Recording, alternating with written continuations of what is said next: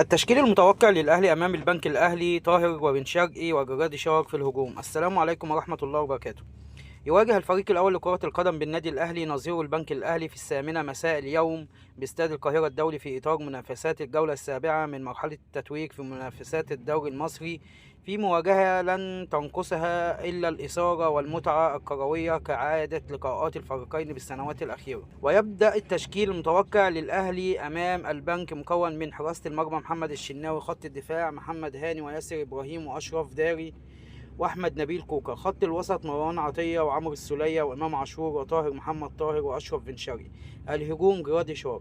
ويتصدر الاهلي جدول الترتيب برصيد 52 نقطه، متقدما بفارق نقطتين عن بيراميدز الذي يحتل المركز الثاني برصيد 50 نقطه، فيما يحل الزمالك في المركز الثالث برصيد 41 نقطة بفرق 11 نقطة عن المتصدر و9 نقاط عن بيراميدز. وأصدرت لجنة التظلمات بالاتحاد المصري لكرة القدم قرار نهائي بشأن التظلمات المقدمة من أندية الأهلي وبيراميدز والزمالك المتعلقة بمباراة الأهلي والزمالك في الجولة الأولى من المرحلة الثانية للدوري المصري الممتاز.